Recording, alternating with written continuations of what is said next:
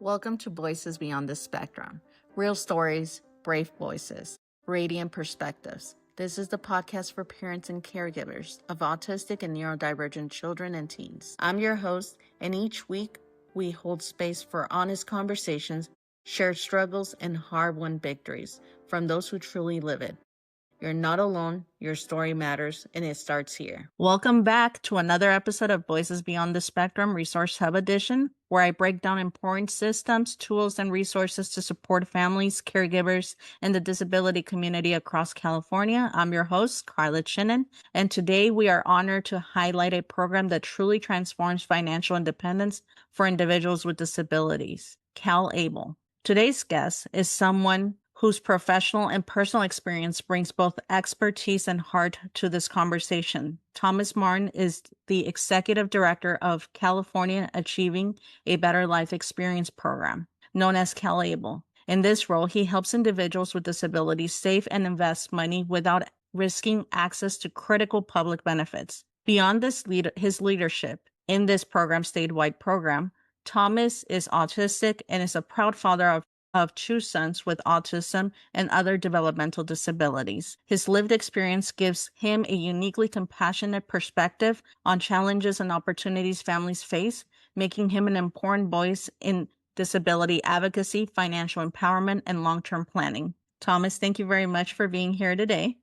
And Thomas, I would love to start by giving our listeners a warm introduction for those who may not know you yet. Can you share a little bit about your background and what led you to the role as Executive Director of CalABLE? Sure. Yeah. So thank you for having me. Excited to be on the show. So again, yeah, my name's Thomas Martin. I'm the Executive Director of CalABLE. I'm a state employee. I've been working for the state for quite a while now. I've worked in the governor's office. I worked for Department of Veteran Affairs. And now I'm here with running CalABLE. But CalABLE is something that I've been Executive Director of CalABLE for just under 2 years now. But CalABLE has been important for my family for a lot longer than that because I have 2 kids who are autistic. And CalABLE is an important planning tool for me, for my family. So it's very near and dear to my heart. I'm autistic, they're autistic, we all have CalABLE accounts, and it's really how we can plan and prepare for the future, as I'm sure we'll get into more detail on. Thank you very much for sharing that, and I appreciate the personal and professional layers you bring to this work. It really helps families connect and basically know why in the person behind them, this major organization. So with that being said, for the families who may be hearing about CalABLE for the first time, can you explain what CalABLE is in its simplest forms? Sure. So broad strokes, so CalABLE is a savings and investment program for people with disabilities. So this is a state program. I'm a state worker. Almost every state has some version of these ABLE programs, and CalABLE is open to not just Californians, but really anyone in the country. And so again, it's a savings program for people with disabilities that allows them to save or allows someone to save on their behalf and be able to get some great benefits from it. So one, any earnings in the account from the various investment options are all exempt from state and federal tax. Which is a great vehicle, great way to help save and grow what you have. But the biggest benefit is if someone is receiving SSI or any other benefits program that looks at how much money you have, that looks at your assets, CalABLE and ABLE accounts are exempt from those standard limits. So SSI, for example, SSI limits you so that you can't have SSI if you have more than $2,000 to your name, which is incredibly low. It's kind of absurd. You can't do anything if you only have $2,000 to your name. You can't plan for the future. You can't get an apartment. You can't do anything with $2,000. Exactly. And it effectively means that someone has to be dependent on someone else. You can't be established with $2,000. But ABLE accounts, ABLE, are exempt from those standard limits. So instead of having $2,000, you can have up to $100,000 and keep SSI benefits coming in. So it's a way to be able to save, grow what you have, and make sure you can keep benefits coming in without losing them because you've saved too much money. So it's really important for promoting independence and personal growth and long-range savings and planning, emergency funds, and all those great things. Thank you for explaining that. And I know a lot of parents sometimes wonder if their child qualifies. So can you go over what are the qualifications or what makes an individual eligible for a CalABLE account? Sure. So there's two main things to keep in mind. So one is that you have to have an eligible disability. So we have more information on our website. It's calable.ca.gov. There's an eligibility button at the top. You can go there and there's a list of various diagnoses. Autism being one of them. So autism is actually a pretty straightforward one. So if someone is autistic, then you're good to go. You're going to be eligible based on your disability. The other thing to keep in mind is when the disability began. So we call it disability onset. So as of this year, if you have a disability that began before the age of 46, then you're eligible to open an account. Now, what's very simple for autistic folks like myself, autism starts at birth, so you don't even have to worry about that. You know, if you are diagnosed with autism, you are automatically good to open an account. So again, those are the two things to keep in mind. Do you have an eligible disability, autism being one of them, and did it start before the age of 46, which autism starts at birth? And so as far as kind of like proving it, you know, what do you need to prove it? We don't need any documentation. I don't want any documentation. Really, if someone is receiving SSI or SSDI, they just check that box. If not, because you don't have to receive benefits to get a CalABLE account. If you don't receive SSI or SSDI, you can still self-certify. Like self-certify, and it requires getting a note from your doctor. And so that's how it works for CalABLE. Almost every state has an ABLE program. They all have like minor variances, but it's basically the same basic things to keep in mind. How do contributions get added to the CalABLE accounts? For example, can a family member contribute or can an individual themselves add money to their account? Sure, yeah. So anyone can add to anyone's account, which is what's really helpful. So you can run your own CalABLE account. I have my own CalABLE account. I don't need someone to run it for me. I'm independent. I can run it myself. But you can also open an account on someone's behalf. So my kids are kids, they can't run an account. They don't know what they're doing. I can open an account on their behalf. And I can manage it for as long as they need me to. When they're adults, if they can take over their account, if they have that level of independence, great. They can run it. If they still need assistance running it, I could continue running it. Really, it's going to be whatever's best for them. And so, you know, once you establish the account, you know, who's running it, whoever's managing the account can contribute money directly, like from a bank account is the easiest way. You transfer money to it. You can also send in a check. You know, you can do a contribution that way. But anyone else can also add to that account, which is really convenient. So for CalABLE and for a lot of ABLE programs, you can set up a gifting page, a gifting link, and send that to whoever, friends, family, complete stranger, doesn't matter who, and they can add money to that person's account directly. So it's just a great way to kind of build that network of support for a person with a disability that anyone can help them save and plan for the future. And what happens when the child becomes an adult? Do you need to provide additional documentation, like conservatorship documents, in order for you to continue assisting your now adult child to manage their funds? So speaking for California, because other states might do it a little bit differently, but for us, no, we don't require any new documentation. So if someone opens an account or runs an account on someone's behalf, they do have to certify that they're the appropriate person to manage that account.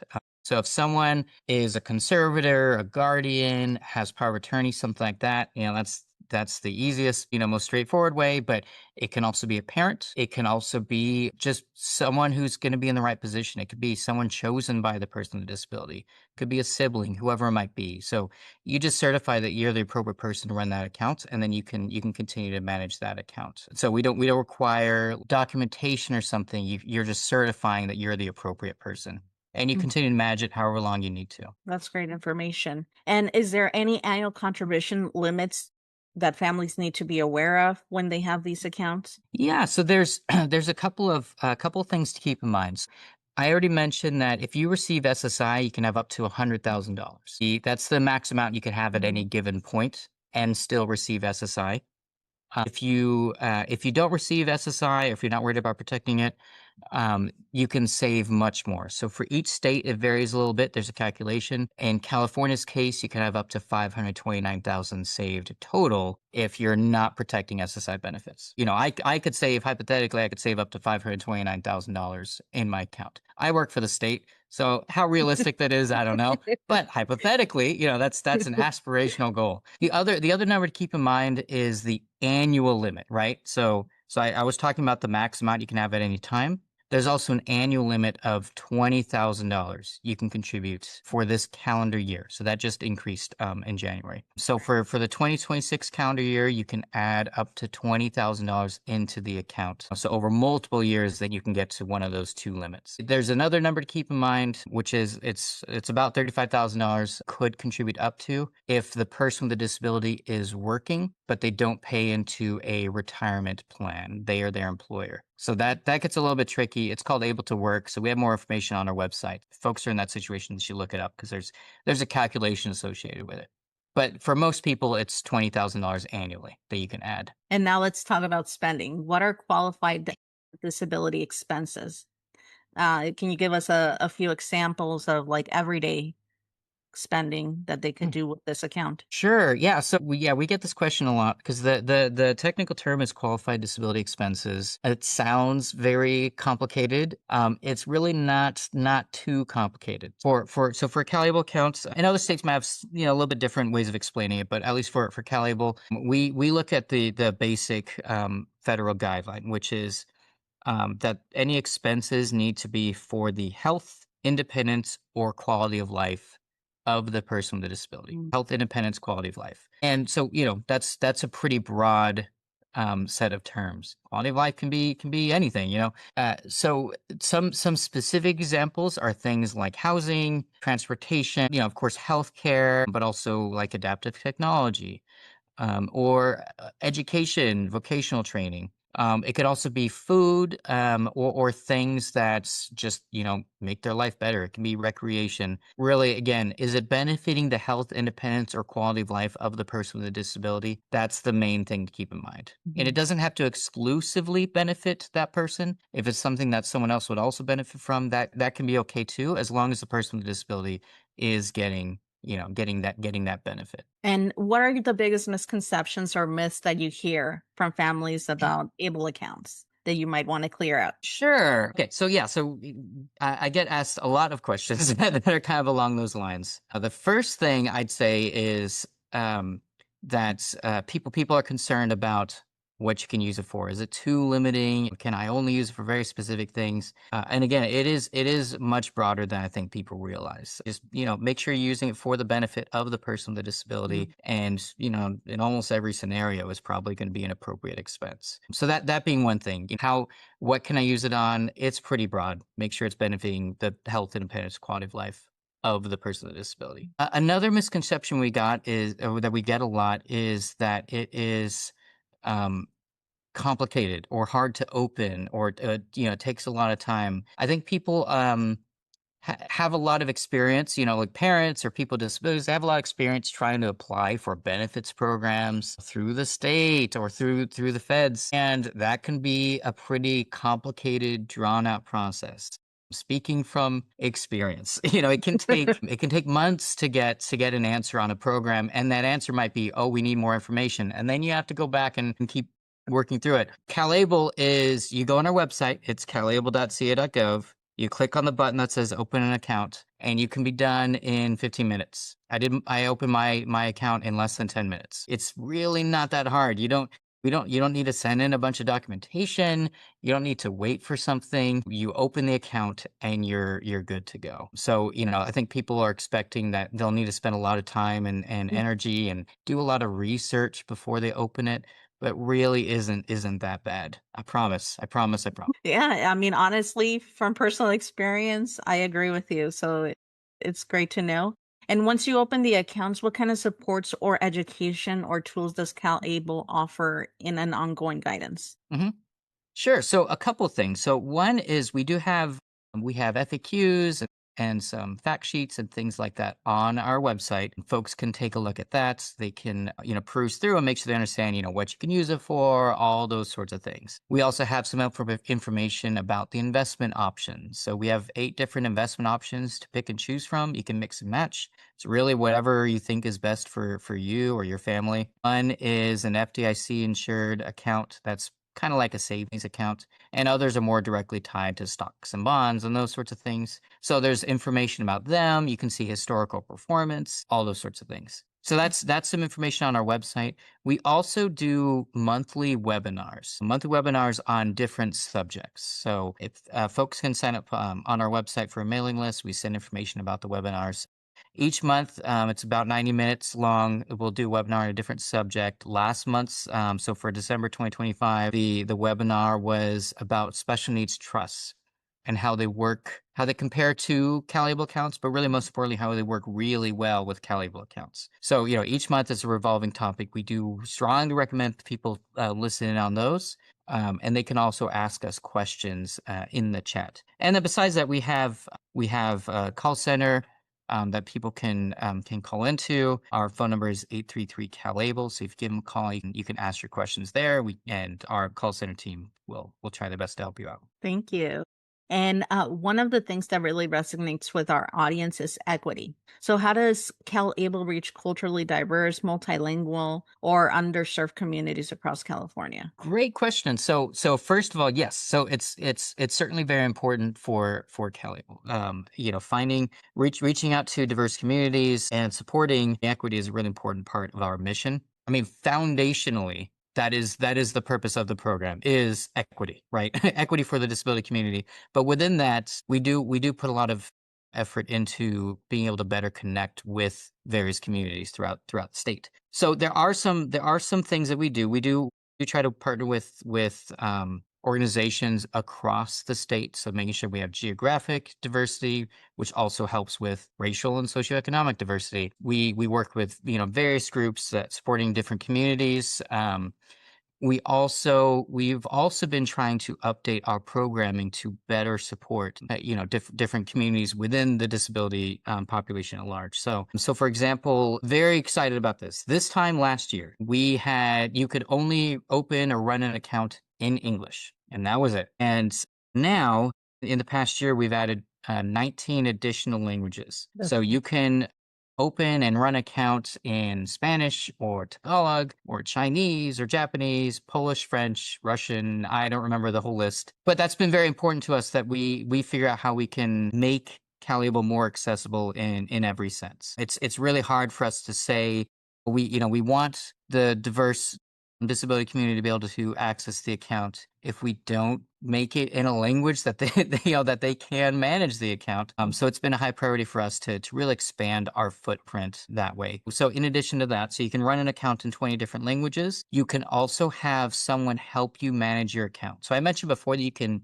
like, I run my kids' accounts. I can run it 100% for them. But something else you can do, you can also simply add someone to an account without completely giving up control of the account, which is going to be helpful for someone who either because of an intellectual disability or maybe a language limitation, whatever it might be, who might use, or financial literacy, whatever it might be, who could use additional assistance but don't need to give up all their independence. They can add someone to their account who can help them manage the account, either tracking balances or making contributions, whatever they want them to be able to do, they can set those limits. And then the last thing I'll mention on that is our call center, we do support, I think it's more than 240 languages. So if someone gives us a call, I dare you to try to stump them. We have a language service, so we can support calls in a range of languages as well. Oh, that's amazing. And I mean, it's truly important, I think, when you're able to provide that kind of access in other languages. That's why, for example, for the podcast, we also offer a Spanish version of it to also provide that additional languages available to them in resources. And without sharing any confidential information, can you share an example of how a family are using CalABLE successfully in a real life situation? Sure, I have a lot of examples. First, I'll mention just me personally. I have 2 kids. All 3 of us are autistic, and we're all in different places. where we are in life and what the future's, kind of holds for us. So, I'm pretty independent. I like to think so. I can manage my own account. My kids are, they have different support needs. And as they grow up, it can change further, who knows. There's a good chance that one of them will need some sort of support services his whole life. The other one might be more independent. So it's kind of hard to say, but I really want to make sure that I am prepared and that they're prepared, regardless of what the future is going to look like. And part of that is saving for the future. Every parent wants to be able to plan for their kids' future, and they want to be able to help support them. But when my oldest son was diagnosed, this was before ABLE accounts existed. When he was first diagnosed, we were recommended not to save any money for him. Don't put any money in his name. Don't open up any savings accounts. Don't plan for when he's an adult. Because if you do, and if he ever needs benefits, you're going to have to spend out all of that money before you can get him on benefits. That was the advice at the time, and it was accurate advice. It was good advice at the time. And it's also a horrifying thing to hear as a parent. What parent wants to be told that you cannot plan for your kid's future, because if you do, you're going to make it worse off for everyone Yeah. involved. Um, and, so that's a hard thing to hear as a parent. I want my kids to be as independent as they can be. I want them to be able to plan for, I want to be able to plan for the future or be ready for emergencies. I want my kids to be able to live alone if they can. But, knowing that my kids, one or both of them might be on SSI someday, they might be limited to having only $2,000. You can't get an apartment with $2,000. You can't pay first and last month's rent and a security deposit with $2,000 anywhere in the country.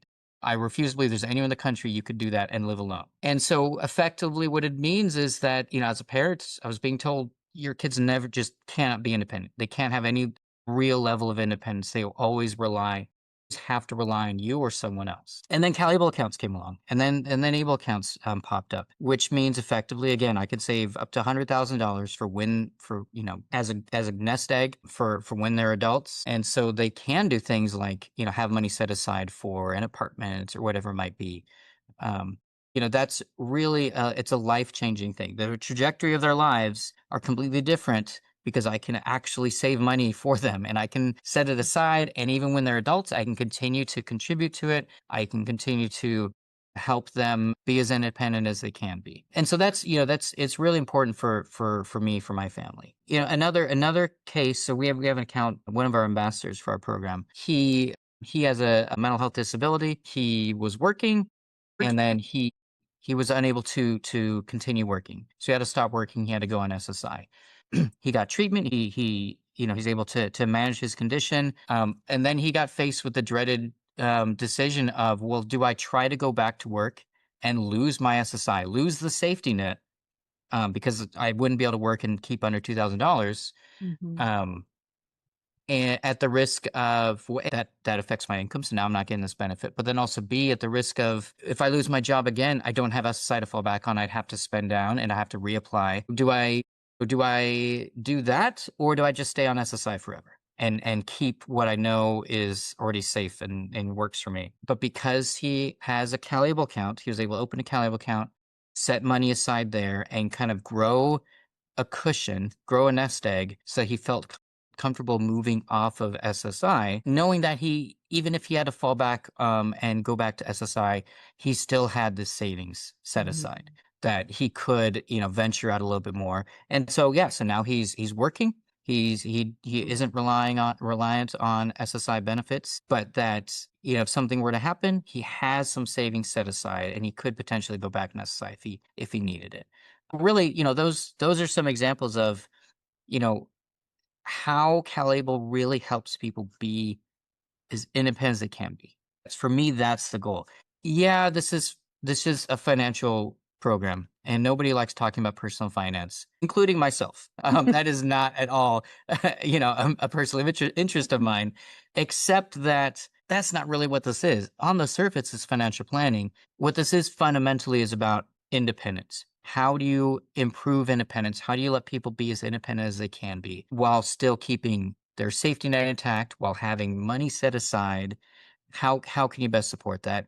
And an able account, a CalABLE account, that is a great way to do that. And I think it also like provides a level of hope for the families because I'm personally, like I said, I have two kids that are autistic and one has profound needs, and that is our biggest worry. And I think that's a very universal worry for a lot of parents that have children with disabilities. Like, what's going to happen to them and how much do we have to save up? So when we're not here, they're protected. So it's like a layer of protection. It's more than just talking about finances. Is literally talking about your kid's future and what that's going to look like. So yeah, this program is definitely amazing, and it provides that level of independence for those that are going to be able to be more independent, but it also provides that level of protection for those that might not be independent to still have that little nest of funds for their care. So yeah, as soon as I heard of this program when I was working with other nonprofits, I'm like, yes, we need to put this, so other families know about it because it's unfortunate that a lot of our families don't know about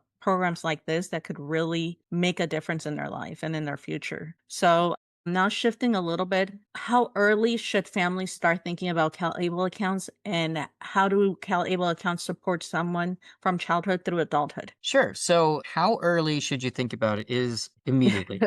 is the real answer.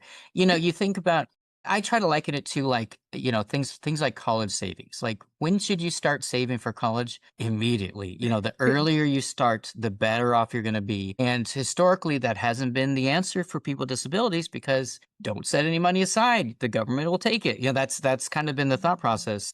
But, that doesn't have to be the answer anymore. You see, the earlier you start saving, the more you can grow your account, the better off you and your kid will be when they reach adulthood. So, set the money aside. Yeah, get the account going, set it aside. Functionally, so you can kind of think of it like a Roth IRA, for example, for those familiar with that, where you set the money aside. Um, and it grows tax free, which is great. The difference and what makes CalABLE much better, in my opinion, is for things like a Roth IRA or other long term savings mechanisms, the money's locked away usually. Either till a certain age or to retirement or for a specific purpose, something like that. So you put the money in, and then you just have to hope you never need it because if you ever have to access it, if you can, it's going to be a significant penalty. But that's not the case with a CalABLE account. So you can set the money aside, right away, but you can access it whenever you need to. You can, if you can put all the money aside and you wait till your kids are 18 and then you get, and then, now they have a nest egg, then great. But if you need to access it before then, that's fine too. You just need to use it for a qualified expense. But as long as you do, then you're good to go. We have an account holder whose son is in a wheelchair and he's I think he's 12. He was 12 and he was growing and he needed a larger wheelchair, but then a larger wheelchair meant that it no longer fit in their car. So she was able to use her son's CalABLE account, use money she had already set aside to buy a larger vehicle that could support his larger wheelchair. And that's perfectly fine. It's for his benefit. Doesn't matter that he wasn't 18. That's not a factor. You can use it at any age. And so even though she had these savings set aside, she could tap into it. She could use it whenever she needed to. So it gives, like for me personally, it gives me that peace of mind. I don't necessarily know what the future is going to look like for my kids. I don't know if there's going to be any major expenses or medical needs or anything there might be between now and any point in the future, when they're adults, for example. And so, if not for a CalABLE account, I'd be very hesitant about setting money aside that I thought I might not be able to access at any point. But with a CalABLE account, I can feel comfortable. I can set it aside. And if there's ever an emergency, something I need to use the funds for, I could tap into it whenever I needed to. Also, so one thing that I'm really excited about, I can also use it for them. Like I can help them understand how money works. So actually using the funds in the account, it can be pretty straightforward. You can transfer money in and out. You can have a check made and mailed to you. But the most convenient option is you can get a prepaid Visa card attached to the account. And it's a Visa card. You use it wherever a Visa card works. You just decide how much money you want to put on the card and you go use it. And so I have cards for my kids. It has my name, it has their name, and I can take them to the store and have them purchase things that they need. So I'm teaching them financial literacy, and helping them buy things for themselves. We went to the Lego store. We had made a little activity out of building minifigures, which is for their benefit. It helps them, improves their manual dexterity, their fine motor skills. Anything I can give a long list of benefits from it. Right. Also, Legos are just awesome, Yeah. and then they were able to pay for it with their card. So again, it teaches them how to use the account, and it makes sure that I can still access the money when I need to. I don't need to. I'm not just locking it away. It's available when I need it. And is there any age limit for that debit or that Visa card, prepaid Visa card, or there's as long as they have an account, they have access to that? So before they're 18, so after you're 18, you can get the card in your own name. Before you're 18, it needs to be in someone else's name. So it has my name and for the benefit of their name on the card. So Perfect. both of our names on the card, so they have to use it with me. I have to be present for that when Mhm. they're kids. But when they're adults, that can be a different story. So you can get multiple debit cards. You can get multiple prepaid cards, one for the person with a disability, and if someone's managing their account, one in that person's name as well. Right now, we're covering the costs of the cards, the monthly cost, because we want to make sure it's usable for people. Yeah, so you can. So let's say I mentioned, one of my kids has higher support needs. When he's an adult, he's probably always going to need some level of support. But my hope would be that he can be as independent as he can be, and that can mean I could, even if I'm still managing his account, I could give him his own card. It would have his name on it. He could go use it wherever he needs to use it, but I can still set parameters on it. I can still put safety rails where I can say I decide how much money's on the card. I can also decide how much money can be used at a time or on a day, or are there specific types of stores where it can or can't be used? Those sorts of things. I can manage that. I can get alerts. There's an app associated with the card, so I can get alerts on when it's being spent. So that's another way that it helps someone be more independent. So rather than requiring someone to make every financial decision in their life, he could have his own card. He could make his own decisions. I just set some basic parameters and just he could run with it. So, it's again, it's that level of flexibility. That's something we support, help people be more independent. And for people that are more independent with their accounts, is there an option to provide beneficiaries to those accounts as well? Or is that something different? So, yes. So for the accounts, the account belongs to the person with disability, right? So it's Mhm. it's someone can manage on behalf, but fundamentally it's their money. If someone has, let's say something happened, someone passed away. If someone has a sibling, step sibling, or half sibling who also has or can have an ABLE account, they can be designated in advance as like the beneficiary, so the money could transfer over to them. Mm. Unfortunately, that's the only scenario because of federal law. It has to be Mhm. sibling, step sibling, or half sibling. But otherwise, it becomes part of the estate. Mhm. So, in some states, California being one of them, CalABLE accounts are almost always exempt from Medi-Cal estate recovery. So for those who aren't familiar with it, Medicaid, generally at the time of death, someone has to pay back benefits they received from their estate back to Medicaid. So Mm. that's in, across the country. For CalABLE, for California, and for some other states, anything in an ABLE account is exempt from that payback. So it's another way to help kind of provide protections even after someone passes away. So kind of once that's exhausted, it can go to, the money just kind of becomes part of their estate, and it could be inherited by, a child or a sibling, a parent, whoever might be the appropriate person to take over that estate. So there would be some tax implications from it because it wouldn't be a qualified expense. So you'd want to talk to a tax professional about that. Mhm. But the money would then go to, the most appropriate person. Perfect. Thank you so much. And as we wrap up, what is the single most important message you want to give the families to take away from this conversation? Well, that's a good question. For me, I think the biggest takeaway would be that there are options.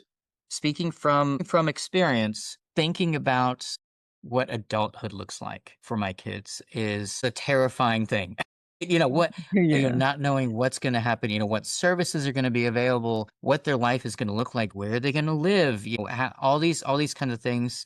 It's an overwhelming thing to plan for, right? So if someone has a minor child, a kid under 18, and you're trying to think about, well, what's the future going to look like?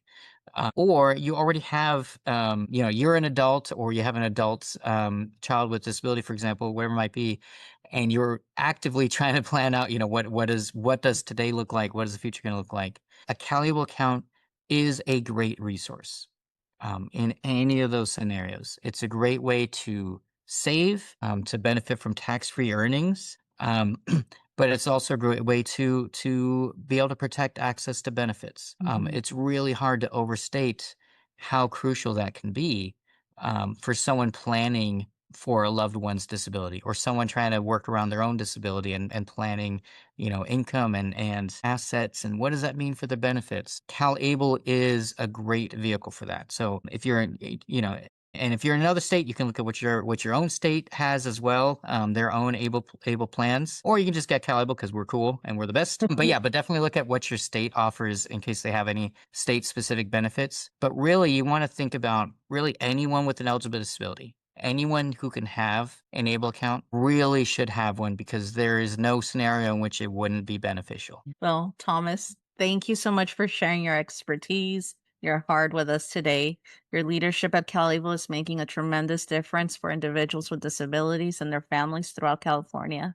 We truly appreciate the work you do and the clarity you brought to this conversation. To our listeners, thank you for joining us on another episode of Voices Beyond the Spectrum, Resource Hub Edition. And if you found this episode valuable, please share it with another family who may benefit. You can also find more resources and trainings in upcoming episodes on our website through our link tree. Until next time, take care and continue advocating with empathy and strength. Have a wonderful day. Thank you for listening to Voices Beyond the Spectrum, Resource Hub Edition. We sincerely thank our guest, Thomas Martin, Executive Director of California Achieving a Better Life Experience Program, also known as CalABLE, for sharing his expertise and for helping families better understand financial tools that can protect benefits while building a greater long-term stability.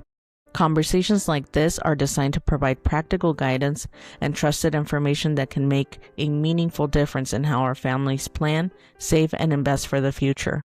Voices Beyond the Spectrum is produced by Empathy for Autism California, Inc., a nonprofit organization dedicated to empowering the neurodivergent community through education, connection, and advocacy. Music and production support provided by Brad Kaloob, piano by Sophia Chinen and Brad Kaloob. If you found this episode helpful, please consider sharing it with others who may benefit from this information. Until next time, thank you for being part of our community.